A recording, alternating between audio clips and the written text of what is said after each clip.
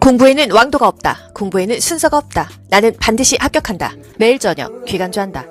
보건행정은요, 약간 막연한 문제들이 많은데요. 그 지문에 있는 키워드를 동그라미를 치면서 보기에 대입을 하면서 맞춰가시면 됩니다. 국가고시는 다 알고 풀 수가 없습니다. 보건행정조직. 우리나라의 보건소의 조직체계는요, 이원화되어 있습니다. 한 군데서 다 해야 되는데 보건복지부와 행정안전부로 갈라져 있어요. 그렇기 때문에 보건행정활동에 어려움이 있습니다. 업무는 보건복지부에서 많이 주관을 하는데 행정안전부에서 돈이나 사람을 부려요. 그러니까 어떤 일이 있을 때 서로 뒷싸움이 장난이 아니라는 거예요. 보건행정조직에는 중앙보건조직과 지방보건조직이 있는데요. 중앙보건조직은 보건복지부 하나밖에 없어요. 이게 바로 조직입니다. 국민의 건강한 삶과 생활의 질을 높이기 위한 의료 및 보건정책과 보건정책을 개발하고 총괄하는 중앙행정기관이다. 보건복지부는 중앙보건조직이고 중앙행정기관이에요. 업무는요, 기술행정과 보건의료사업 기능을 지도감독한다. 국민의 건강과 보건복지 사회보장의 삶의 질을 향상시키기 위한 정책을 사무를 관장한다. 위생을 실시한다. 방역을 한다. 교육을 지도감독한다. 다 외울 수 없죠? 그냥 어떤 일을 하고 있는 애들이 보건복지부입니다. 아시겠죠? 행정안전부는요, 중앙보건조직이 아니에요. 그냥 기관일 뿐이래요. 일반 행정을 한다는 거죠. 인력과 예산을 지원한다. 돈과 사람에 대해서 지원한다는 거죠. 그게 바로 행정안전부가 하는 일이에요. 우리나라의 중앙보건조직은 보건복지부이다. 중앙보건조직이 아니라 그냥 행정기관은 행정안전부이다 이겁니다.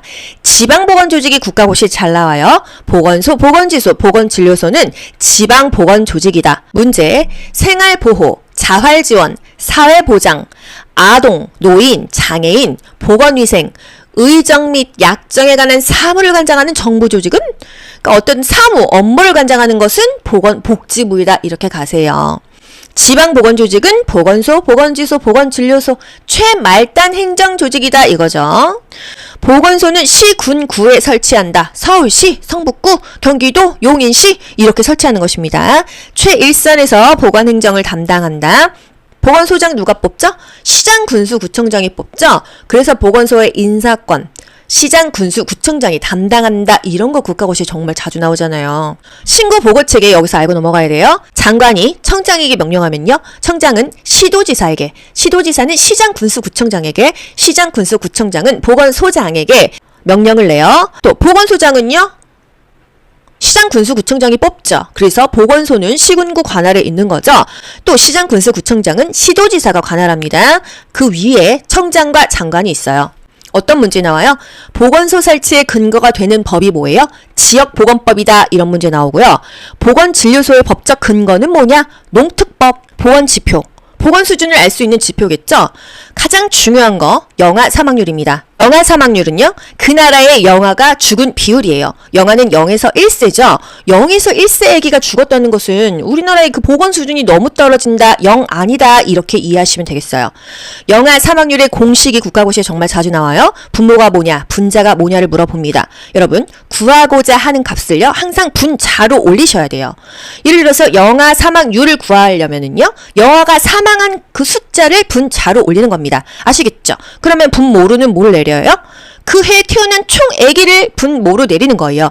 특정 연도의 총 출생 아수 분해, 같은 해에 1세 미만의 사망 아수를 분자로 올리면 곱하기 1000명을 기준으로, 이게 바로 영아 사망률을 구하는 공식입니다. 특정 연도의 총 출생 아수, 2024년에 만약에 출생아가 57명 태어났다고 생각해 보자고요. 근데 그 중에서 영아가 죽은 아기들이 5명이야. 그럼 57분의 5 곱하기 1000, 이게 바로 영아 사망률을 구하는 공식입니다.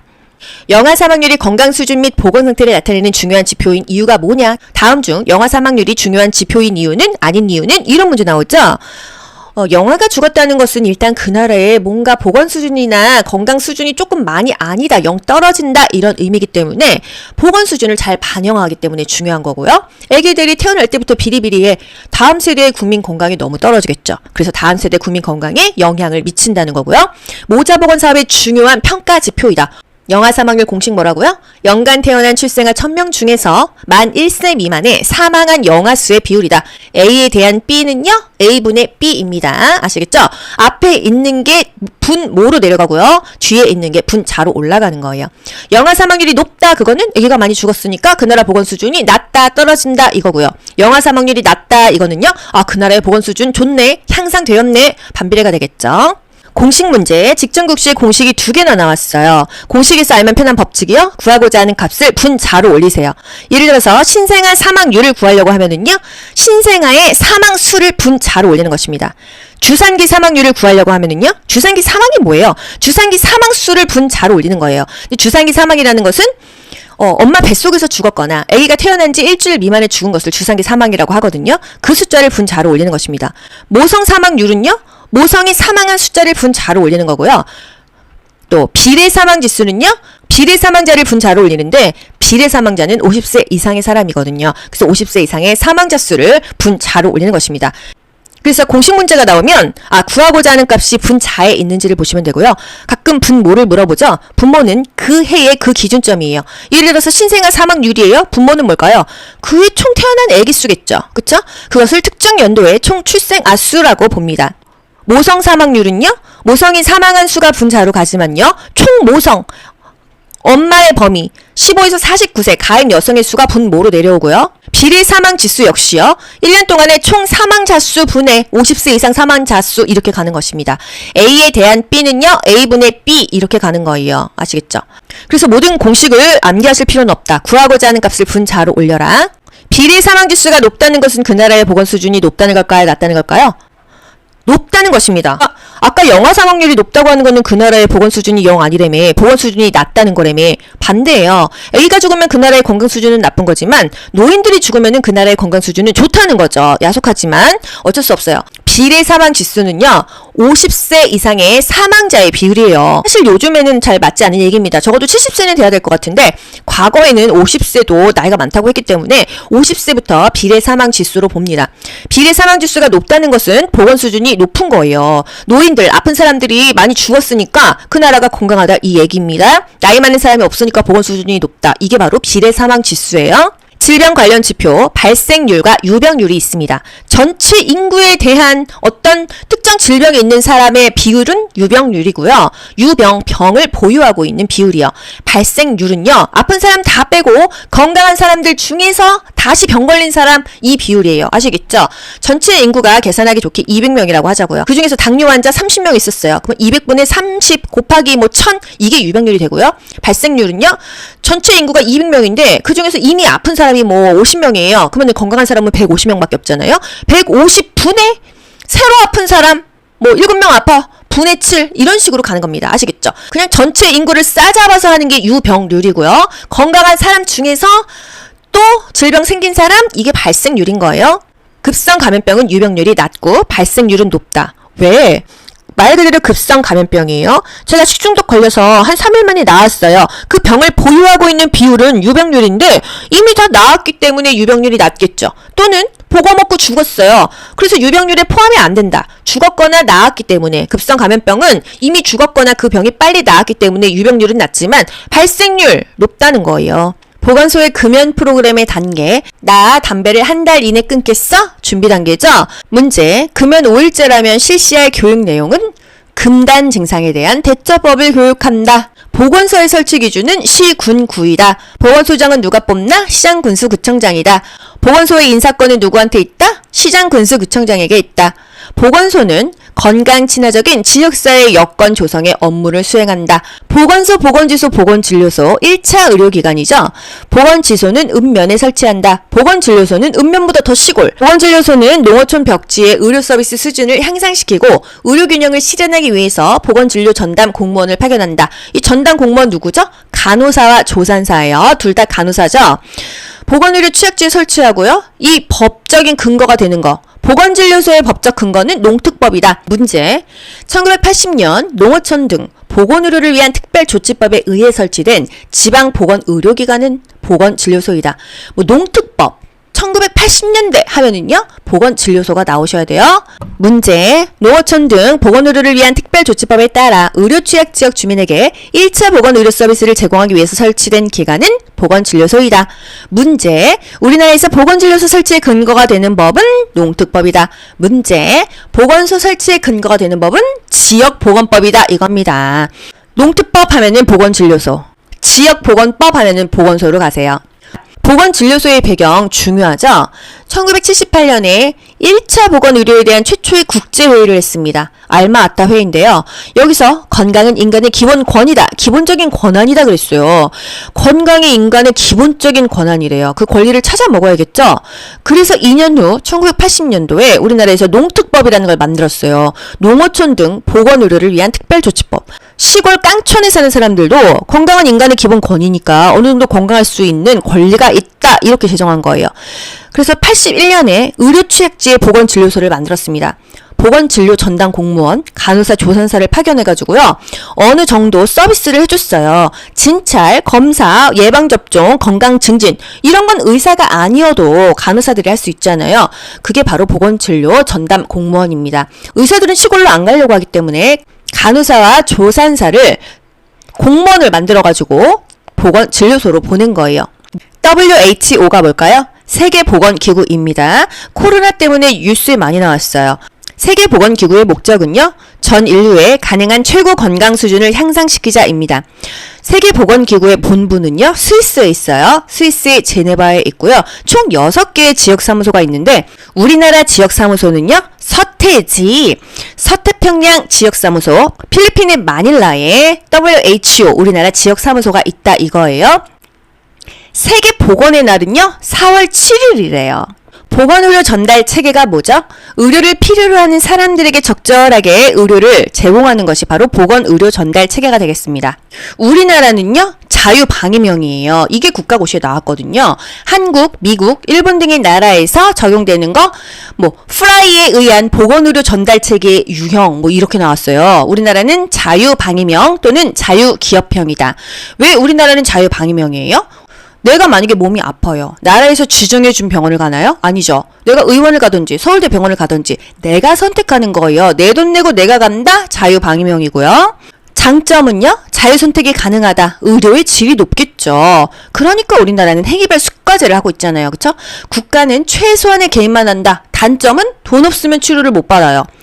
또 사회보장형인 나라는요, 그냥 사회에서 다 보장해 주는 것입니다. 모든 국민에게 혜택을 주는데요. 단점은요, 나라에서 지정한 곳으로 가야 돼요. 의료의 질이 떨어지고요, 선택할 수 없다는 거죠. 또 대기 시간이 길고요. 사회주의형 공산국가죠. 선택의 자유 없어요. 나라에서 다 정해줍니다. 의료의 질 정말 떨어지겠죠. 이런 특성이 있다는 거 한번 시험에 나왔으니까 짚고 넘어가자고요. 우리나라 보건의료 전달체계에는요, 1차 보건의료, 2차 보건의료, 3차 보건의료, 1차 의료기관, 2차 의료기관, 3차 의료기관이 있습니다. 1차는요, 아플 때 그냥 집에서 가까운 곳 또는 저렴한 곳입니다. 보건소, 보건지소, 보건진료소 또는 개인적인 의원, 또 조산원 이런 것들이요. 기본적이고 보편적이고 포괄적이다 이 말이 중요하거든요. 기보포, 저는 기보포 이렇게 외웠어요. 굉장히 기본적이야. 그리고 보편적이야. 포괄적이야. 이런 기본적이고 보편적이고 포괄적인 지역사회의 건강 문제를 관리하는 것이 1차 보건의료, 우리가 알고 있는 보건소나 일반 의원입니다. 2차 보건의료는요, 병원급이에요. 1차 의료에서 해결하지 못한 것이 병원으로 갑니다. 정밀하게 검사를 하거나 MRI를 찍거나 수술하죠. 병원급이에요. 규모로 나뉘죠. 병원급은 병상수가 30개 이상이고요. 의원급은 29개 이하입니다. 3차 보건의료는요, 종합병원, 상급 종합병원, 대학병원급입니다. 종합병원을 2차로 봐도 됩니다. 안 되는 건 아니에요.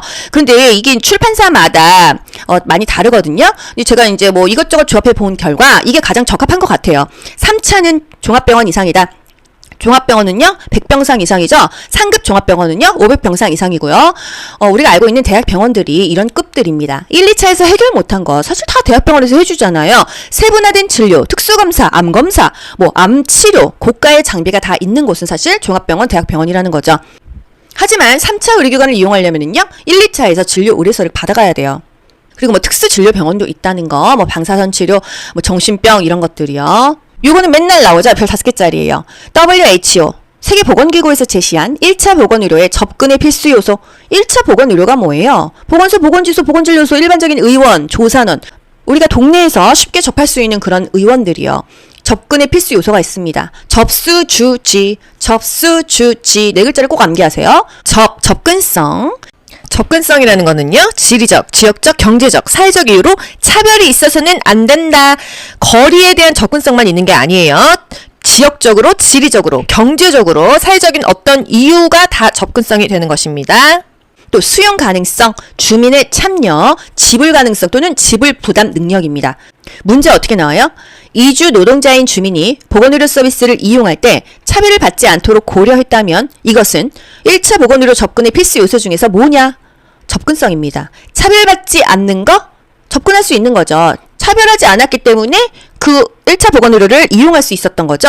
수용 가능성, 주민이 받아들일 수 있는 과학적인 방법으로 접근해야 한다. 주민의 참여, 아무리 잘 만들어 놓으면 뭐해. 이용하는 사람이 없으면 무용지물이다 이거죠. 보건진료소 운영위원회나 마을건강원 제도 활용, 주민의 적극적인 참여를 통해서 이루어져야 된다. 주민의 참여가 중요하다. 1차 보건의료가 성공하기 위해서 가장 중요한 요건은 주민의 참여이다. 아무리 잘 만들어놨어도 참여하지 않으면 필요가 없기 때문에 참여하는 게 가장 중요하다. 지불 부담 능력. 만약에 일반 의원이요. 한 번 가는데 무조건 100만 원이다 이러면요. 사람들이 동네 의원 못 갑니다. 주민의 지불 능력에 맞는 보건의료 수가로 제공되어야 한다. 공짜는 아니지만 합리적인 수가여야 된다. 이게 바로 지불 부담 능력이 되겠어요. WHO에서 제시한 1차 보건의료의 접근의 필수 요소, 접수주지, 접근성, 지리적, 지역적, 경제적, 사회적 이유로 차별이 있어서는 안 된다. 수용 가능성, 받아들일 수 있어야 된다. 주민의 참여, 가장 중요하다. 지불 부담 능력, 적절한 의료 수가로 제공되어야 한다. 세계보건기구에서 제시한 1차 보건의료 요소 중 다음에 해당하는 게 뭐냐? 지리적, 지역적, 경제적, 사회적 이유로 차별이 있어서는 안 된다. 차별 대우하면 안 된다. 접근성이에요. 지방 작은 면소지에 거주하는 80세 할머니가 한 달마다 보건소를 가는데 차편이 안 좋아서 차로 1시간 걸어서 20분이나 걸린다고 하면은 어떤 게 부족하냐? 지리적인 접근성이 부족하다 이 얘기입니다. 중요한 보건복지부 내에 부서가 있는데요. 간호정책과라는 게 있습니다. 우리는 간호정책과랑 상관이 있어요. 간호조무사의 보수교육, 자격신고 이런 거 하는 부서가 바로 간호정책과입니다. 여러분 자격증 따시면요. 3년마다 보수교육이라든지 여러분이 지금 이 자격증을 가지고 일하고 있는지 아닌지 대한간호조무사협회 사이트에서 신고하셔야 됩니다.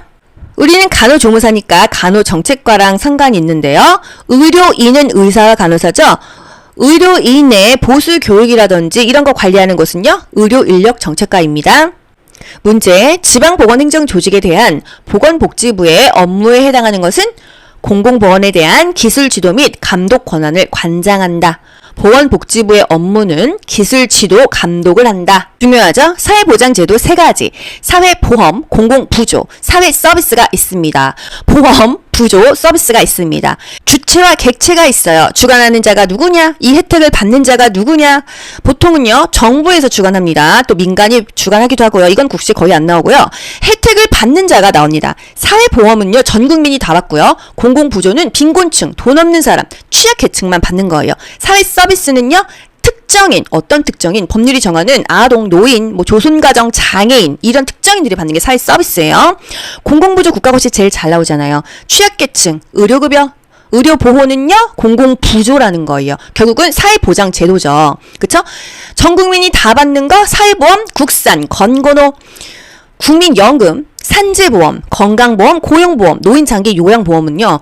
전 국민이 혜택을 다 받습니다. 우리 건강보험료 강제로 다 냅니다. 직장이든 지역이든 무조건 내거든요. 건강보험료 안에 노인장기 요양보험료를 포함해서 내거든요. 전 국민이 이런 혜택은 받고 있고요. 기초생활수급자야. 이런 경우는요. 의료급여, 의료보호는 받고 있다는 거예요. 빈곤층이다, 취약계층이다, 차상이다 이러면은요. 나라에서 해주는 공공부조는 받고 있어요. 문제, 최근 A씨 가족은 주 소득자인 남편이 사망하여 자력으로 생계를 유지할 수 없게 되었다. 이 가족이 의료를 보장받을 수 있는 공공부조 제도가 뭐냐? 생계를 유지할 수 없다, 돈이 없다, 취약계층이다, 빈곤층이다죠?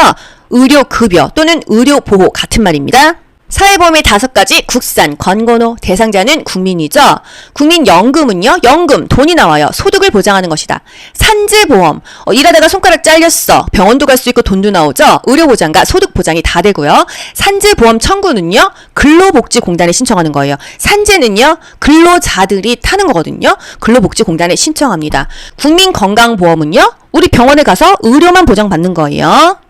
국민건강보험제도는 국민의 보건 향상과 사회보장 증진에 기여하는 제도이다. 우리 건강보험에서 보험자와 가입자가 국가 것이 정말 자주 나옵니다. 보험자는 누구예요? 공단이에요. 국민건강보험공단. 가입자는요, 우리들이죠. 국민입니다. 우리가 돈을 내죠. 그러면 건강보험공단에서는 그 돈을 받고 있다가 우리가 아파서 병원 갔을 때 나머지 어느 정도의 부담금을 떼어주죠. 평소에 돈을 받아 먹다가 어떤 일이 생겼을 때 그 돈을 내어주는 자가 보험자, 보험사로 생각하세요. 자동차 보험 가입하신 분들 있으시죠? 뭐 한 1년에 100만 원 냅니다. 근데 사고 나면은요, 돈 안 내요. 왜? 평소에 내가 돈 낸 거 있잖아요. 그거 보험사에서 그거 가지고서는 알아서 그 사고 난 거 처리하거든요. 그게 바로 보험자, 보험사로 생각하시면 되겠습니다. 장기 요양급여에는 3가지가 있습니다. 재가급여, 시설급여, 특별현금급여. 이거는 뭐 다른 과목에서도 정말 많이 해드렸는데요. 중요합니다. 재가급여에서는요, 일정 시간 보호한다, 주 야간 보호죠. 일정 기간 보호한다, 이 기간의 기자를 빼서 단기 보호로 가세요. 재가급여면은 집에서 받는 서비스인데 왜 일정 기간 시설에 맡기는 게 왜 재가급여일까? 한달은 30일입니다. 그 중에서 9일 이내로만 맡길 수 있으니까 20 며칠은 집에 있잖아요. 그래서 재가급여에 포함되는 거예요. 시설급여 규모로 나뉘죠. 입소자가 9명 이내다 하면은요, 공생, 노인 요양 공생, 공동생활 가정이고요. 입소자가 10명 이상이면요, 거의 요양원입니다. 노인 요양 시설인 거예요. 입소자를 왜 9명까지 받을까? 노인 2.5명당 1명의 직원이 필요해요. 노인이 10명이면 직원 4명 필요하죠. 근데 9명이면 직원이 1명 빠져도 되죠. 3명만 있으면 되죠. 그래서 입소자를 9명까지 받는 게 노인 요양 공동생활 가정 그룹홈이라고 합니다. 이 가정처럼 이렇게 조그맣게 규모로 운영할 수 있다는 거죠. 그리고 보통은 부모님이 뭐 불편하시고 하면 요양원 보냅니다. 노인 요양 시설이에요. 특별현금급여, 재가급여와 시설급여를 받을 수 없을 때 지급합니다. 비비비, 가족 요양비, 특례 요양비, 요양병원 간병비가 있어요. 현재 시행되고 있는 것은 가족 요양비밖에 없습니다. 섬이나 벽지 등 장기 요양기간이 현저히 부족한 지역에 거주하면서 가족으로부터 방문 요양에 상당한 급여를 받은 경우, 신체, 정신, 성격 등으로 가족으로부터 장기 요양을 받아야 하는 경우, 이때 가족에게 돈 주는 거, 그게 가족 요양비고요. 우리가 알고 있는 내가 요양보호사 따서 부모님 돌봤을 때 돈 받는 거, 그거는 가족 요양급여입니다. 노인장기 요양보험제도 65세 이상인 자 또는 65세 미만이지만 노인성 질병이 있는 자가 다 된다. 이 돈은 어디서 나올까요? 일단 우리들이 낸 보험료, 또 본인 부담금, 나라의 세금, 국가 지원으로 구성이 되고요. 보험료에서 60에서 65%를 내줍니다. 나라에서 20% 대주고요. 본인 일부 부담금, 우리가 15에서 20%를 내요. 엄마가 요양원을 가셔야 되는데 치매 5등급 나왔어. 본인 부담금은요 20%예요. 집에 요양보호사 부를 거야. 재가급여죠. 본인 부담금 15%예요.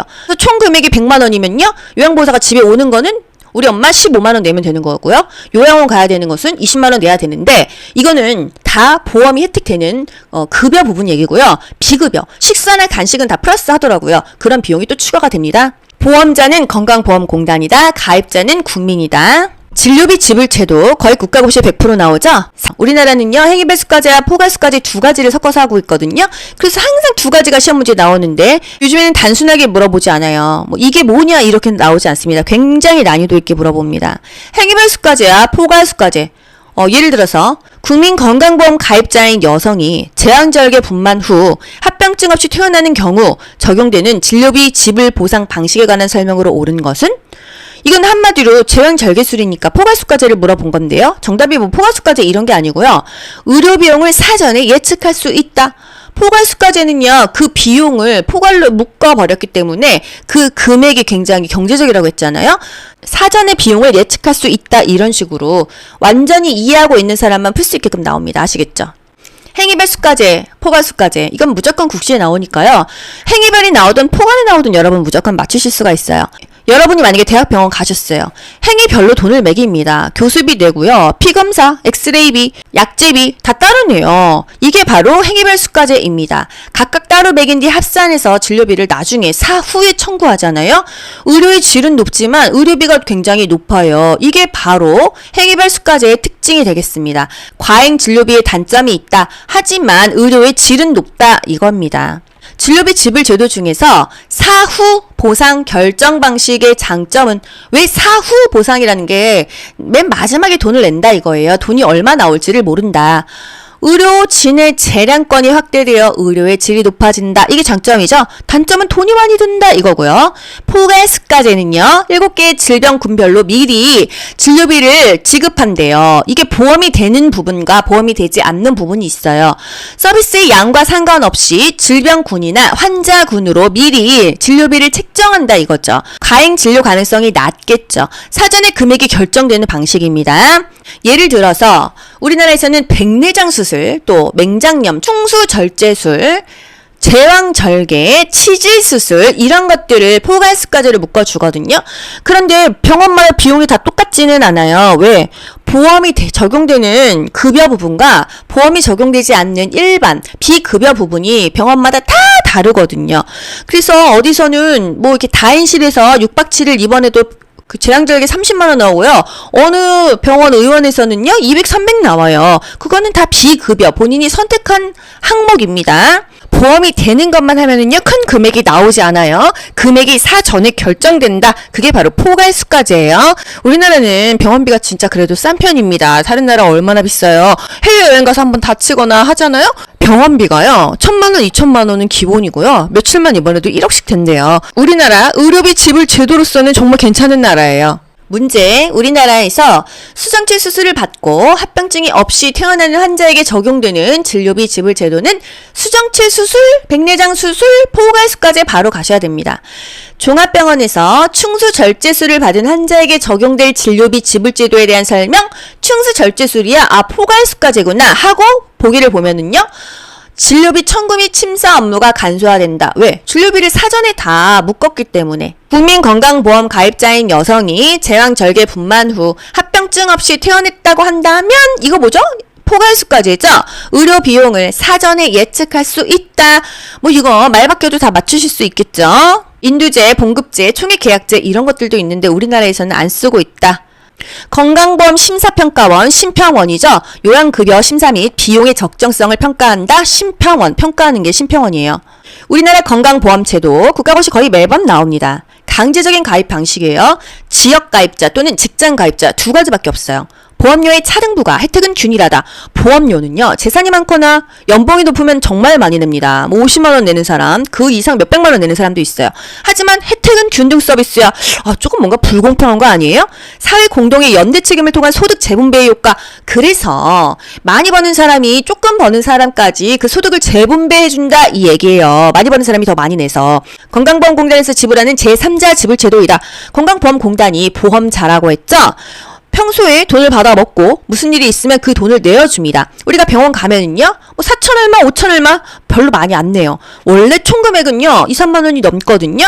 나머지 한 70%를요, 공단에서 주는 거예요. 그래서 제3자 지불 제도입니다. 우리는 조금 내요. 하지만 토탈 비용은 많다. 그것을 나머지는 공단에서 낸다는 거. 그래서 제3자 지불 제도라는 의미고요.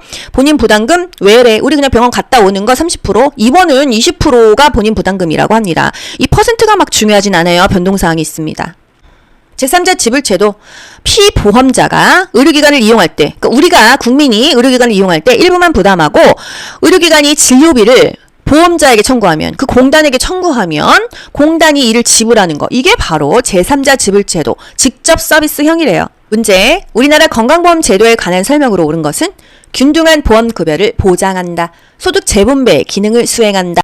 고용보험은요, 소득을 보장해요. 노인 장기 요양보험은요, 요양보호사 부를 수 있죠. 의료를 보장하는 것입니다. 그 질병에 대해서 보장받는 거예요. 노인장기 요양보험의 대상자는요, 일단 65세 이상과 65세 미만으로 나뉩니다. 65세 이상은요, 질병명을 보지 않고 일상생활이 안 되고 거동이 안 되면 등급 주거든요. 65세 미만이라도요, 치매나 뇌졸중, 파킨슨 등의 노인성 질병이 있는 상태에서 일상생활도 안 되고 거동도 안 되면요, 요양보호사로 나가가지고 밥이라도 해주고 뭐 기본적인 의식주 해결은 해줘야 된다, 이런 의미예요. 그래서 이 대상자를 물어보는데 나이로 할 것 같으면은 질병 볼 거는 없고요, 거동이 불편하고 일상생활이 안 되는 사람인지, 65세 미만이라고 하면은 노인성 질병인지를 보면 되고요. 병원에 입원한 사람은 일단 건강보험 혜택 받고 있잖아요. 그래서 안 해줍니다. 퇴원해야지 노인장기 요양보험 혜택을 줘요. 그래서 파킨슨 병으로 하면은 노인성 질환이잖아요. 6개월 이상 일상생활이 수행이 어렵다. 근데 50세야. 그래도 해준다, 이 얘기예요. 우리나라 의료급여에 대한 설명으로 옳은 것은 공공부조제도에 속한다. 빈곤층, 빈민층, 저소득층에게 의료를 혜택을 주는 거, 공공부조라는 거예요. 입소자가 10명 이상이면은요, 노인요양시설이죠. 입소자가 9명 이내면요, 공생, 노인요양 공동생활 가정이고요. 종합병원에서 대장암 수술 받은 환자에게 진찰료, 검사비, 수술비 등을 청구하는 진료비 지불 제도는 대장암은 7개 질병군에 없어요. 행위별 수가제입니다. 검사비 따로, 진찰비 따로, 수술비 따로, 이거 따로따로 돈 내는 거, 행위별로 돈 매기는 거, 행위별 수가제죠. 행위별 수가제의 장점, 진료의 질이 높다, 의사의 재량권이 확대된다, 단점, 돈이 많이 든다는 거죠. 여러분, 보건행정은요, 쉽지 않습니다. 하지만요, 반복하다 보면은 6문제 중에 5문제는 맞으실 수 있어요. 아시겠죠? 공부에는 왕도가 없다. 공부에는 순서가 없다. 나는 반드시 합격한다. 매일 저녁 귀간주한다.